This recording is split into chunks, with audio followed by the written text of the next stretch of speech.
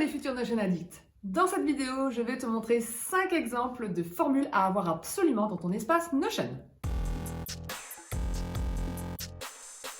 Dans cette deuxième vidéo de la série 5 exemples par fonctionnalité phare de l'outil Notion, on va parler donc des formules. Alors, les formules, il faut savoir qu'on peut faire énormément de choses avec, surtout depuis que Notion a mis en place la mise à jour avec les formules 2.0. Alors, ça peut paraître très compliqué et je te l'accorde, les formules, c'est pas forcément simple. Mais là, ce que je vais te montrer, c'est 5 exemples d'applications que j'ai dans mon propre espace et qui vraiment sont game changer. 4 sont très faciles à mettre en place, vraiment très faciles, donc c'est la base que tu peux mettre dans ton espace. Et une qui est vraiment plus compliquée, c'est vrai, parce qu'elle est très longue cette formule, mais t'inquiète pas, je vais t'expliquer tout pas à pas. T'es prête? Allez, c'est parti! On se retrouve donc sur mon espace Notion où je vais te montrer du coup 5 exemples concrets de formules que j'utilise dans mon propre espace. Donc là, on commence avec la to-do list. Donc du coup, j'ai une vue de did list, donc c'est-à-dire les tâches que j'ai fait et terminées aujourd'hui. Et en fait, le must-have qu'on peut que avoir dans une to-do Notion, c'est la propriété heure. Parce qu'en fait, c'est plus facile pour moi d'auditer mon temps en minutes. Donc ma propriété nombre minutes, je mets le nombre de minutes que je passe par tâche. Mais par contre, j'aimerais bien qu'ils me le traduisent en heures parce que c'est quand même plus parlant à la fin de la journée. Là, de savoir que j'ai fait 246 heures, ça me parle pas. J'ai pas envie de faire des calculs dans ma tête. Donc du coup, je voudrais qu'il m'affiche en heures ce que ça donne. Et là, il m'affiche que ça fait 4,1 heures. Donc c'est déjà plus parlant. Je sais que j'ai passé 4 heures de travail actuellement.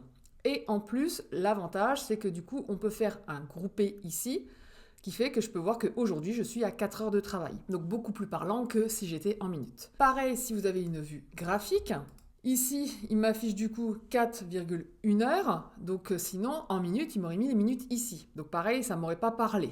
Il n'allait pas le calculer automatiquement. Donc, pour arriver à ça, il faut que je crée du coup une formule. Donc ici, c'est une propriété formule. Et du coup, la formule, c'est simple. Pour calculer le nombre de minutes en heures, vous prenez les minutes et vous divisez par 60. Ça vous donne le nombre en heures. Maintenant, la formule que vous voyez est un tout petit peu plus complète. Pourquoi? Parce que, et je vais vous le montrer, si on passe, on enlève tout ça, voilà ce qui va m'afficher. Donc comme vous pouvez le voir, les minutes, là c'est un peu moins parlant. 0,33333, c'est pas top. Donc en fait le problème c'est les décimales. Donc la première chose qu'on va faire c'est arrondir. Donc la fonction round c'est justement pour arrondir. On vous le dit, renvoie la valeur d'un nombre arrondi à l'entier le plus proche. Donc là, je lui demande d'arrondir. Le problème, c'est que arrondir à l'entier le plus proche de 0,33, c'est 0. Sauf que j'ai quand même fait 0,33, qui correspond à 20 minutes. J'ai pas travaillé 0 minutes. Donc, pour remédier à ce problème, il faut absolument ajouter des décimales. Donc, pour le faire, à l'intérieur de la formule round, vous mettez 10 fois. Et en sortant de la formule round, vous faites diviser par 10. Et là, vous avez 0,3. Ce qui est déjà beaucoup mieux.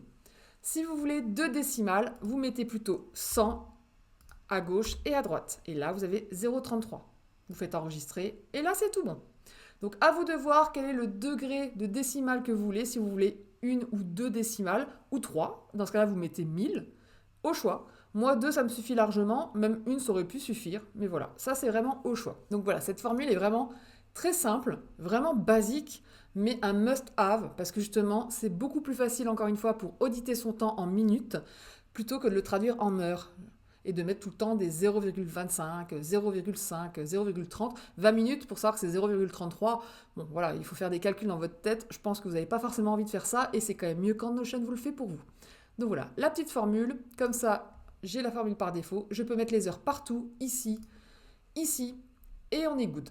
On passe à la deuxième formule et là, c'est une formule pour pouvoir faire des groupements dans la base de données. Alors, je m'explique. Ici, vous avez donc du coup un groupement de ma vue table par prestation BNC. Le souci, c'est que prestation BNC, à la base, c'est une agrégation. Et on ne peut pas faire de groupement par agrégation. Donc, il a fallu contourner ce problème en créant une formule. Donc, je vais juste vous remontrer pourquoi ça ne fonctionne pas. Ici, dans les 3 petits points, faites grouper.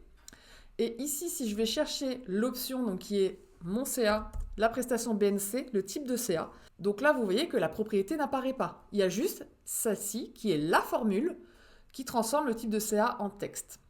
Et là, on peut grouper par cette propriété et ça apparaît ici.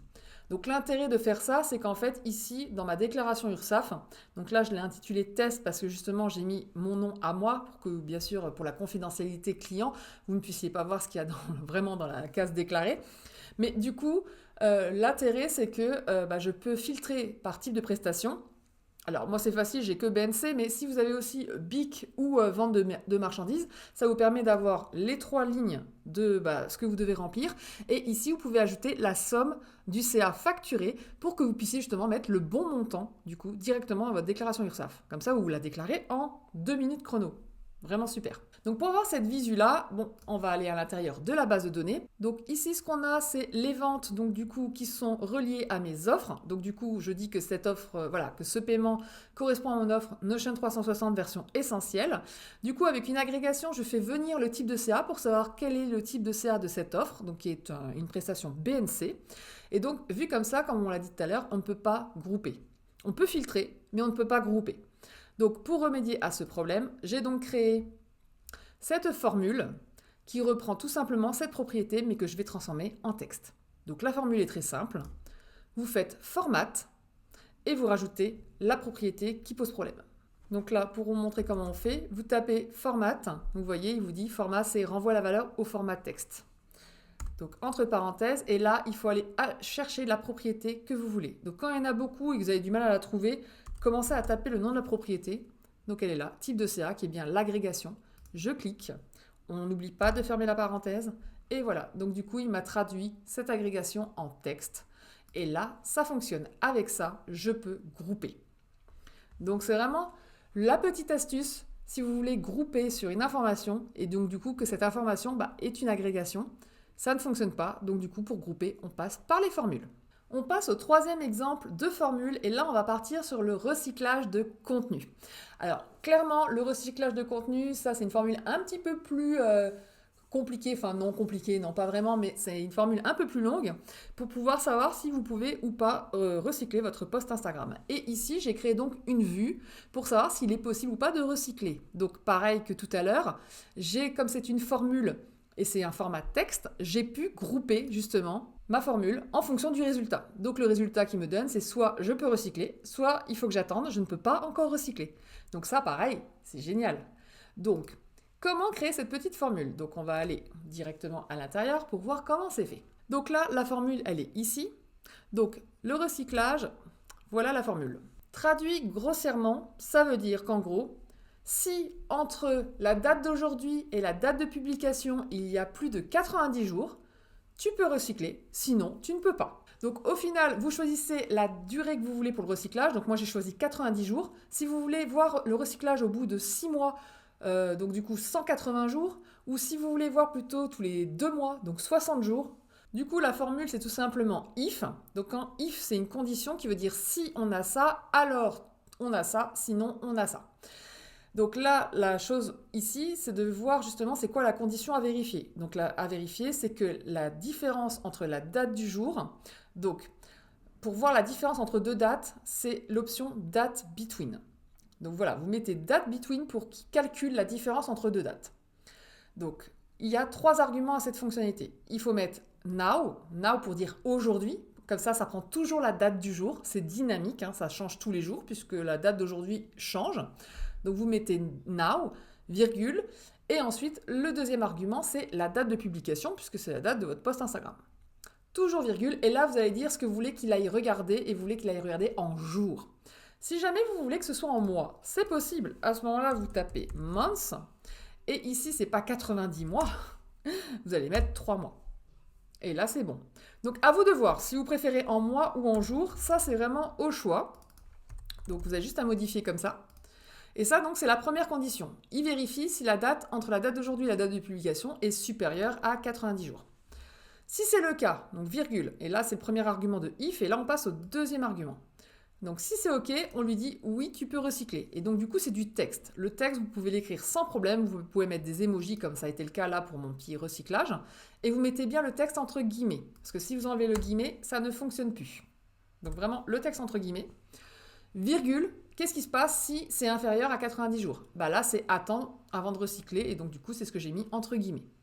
Vous fermez bien la parenthèse pour fermer, parce que en effet pareil, si vous ne fermez pas, vous pouvez, de toute façon il vous le dit, Notion vous le dit, il manque quelque chose. Toujours fermer la fin de la formule et on est good. Et là du coup, vous avez pour recycler ou pas. Donc il vous le dit clairement. Donc là en effet 25 avril 2024, ça fait plus de 90 jours, c'est bon.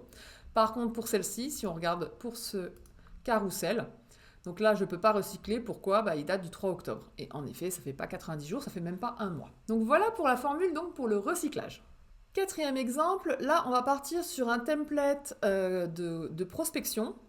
Donc là je suis sur une version démo. Donc c'est un template que je ne mets pas en libre service puisque c'était une exclusivité pour un magazine avec qui j'ai collaboré. Et du coup, c'était pour vous montrer ce qu'on peut faire quand on veut voir les relances clients au niveau de la fiche client. Donc là c'est ce qu'on voit ici. Donc en fait, le but ici c'est de voir un résumé de vos statistiques, de vos prises de rendez-vous, peu importe l'information que vous voulez voir, c'est de mettre ici, dans cette petite, dans une vue galerie, ça vous met une carte, et donc du coup cette carte, elle fait un résumé de tout ce que vous avez fait pour votre client, votre prospect, votre entreprise, peu importe, pour votre projet, ça peut être ce que vous voulez, et là vous avez un récap de ce que vous voulez voir, et c'est un format texte.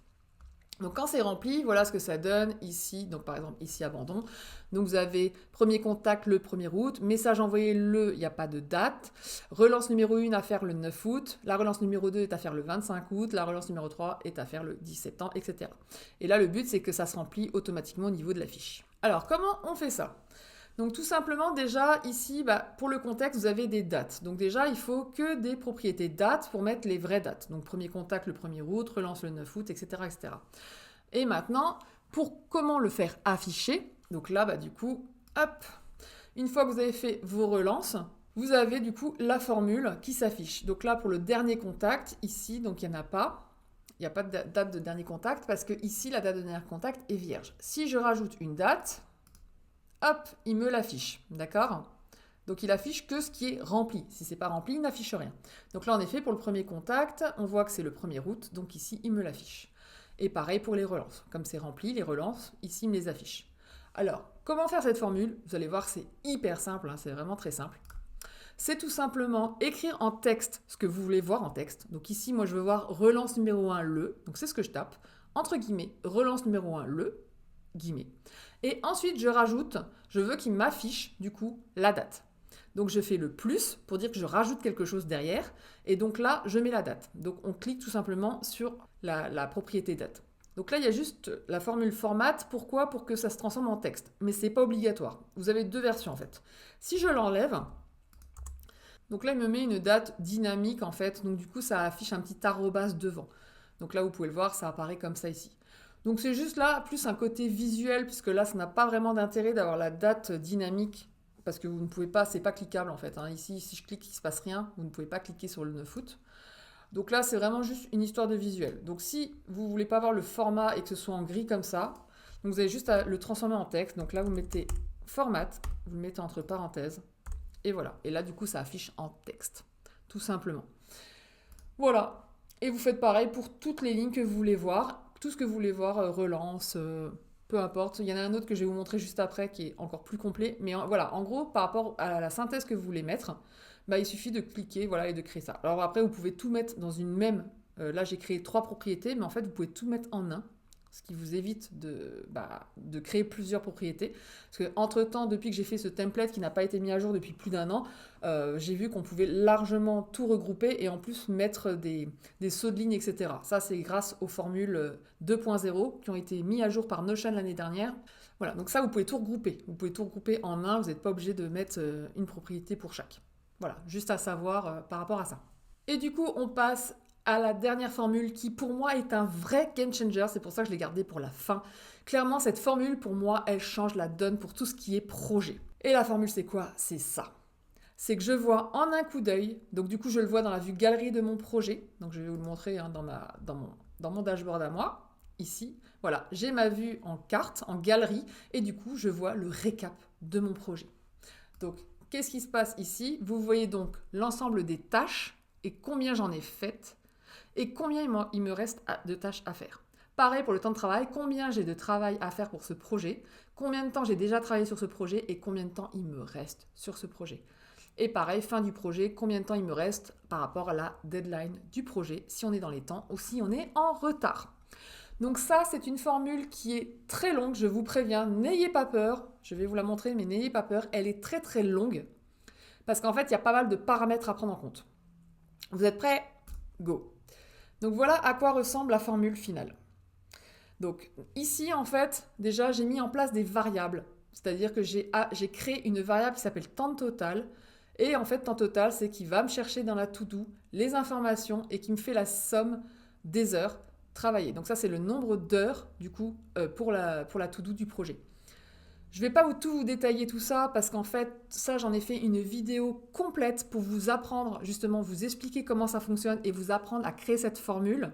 Donc, vous pouvez la faire pas à pas avec cette vidéo. Donc, c'est une vidéo privée que j'ai fait uniquement pour les membres de ma newsletter.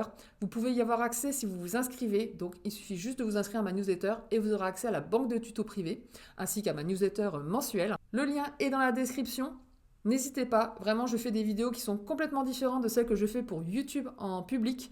Donc voilà, si vous voulez plus de tutos sur Notion, je vous conseille vivement de nous rejoindre. Mais en gros, je vous apprends à faire cette formule, à créer donc les différentes variables qui vont m'aider à créer cette formule de A à Z. Et du coup, à la fin, vous aurez donc cette merveilleuse formule qui clairement est un game changer.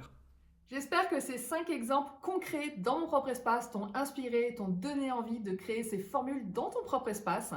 N'oublie pas, si tu veux le tuto pas à pas de la dernière formule qui concerne le récap des projets, il suffit juste de t'inscrire à ma newsletter, le lien est dans ma description. Pour ne pas manquer le prochain tuto qui concernera les boutons, et donc je te montrerai 5 exemples de boutons que j'utilise dans mon propre espace Notion, je t'invite à t'abonner à la chaîne si ce n'est pas encore fait. Et si jamais tu viens d'arriver, que tu as loupé la première vidéo de la série, à ce moment-là, je t'invite à aller voir directement la playlist ci-jointe pour ne pas manquer toutes les vidéos sur le sujet. Merci d'avoir regardé cette vidéo jusqu'au bout et je te dis à vendredi prochain.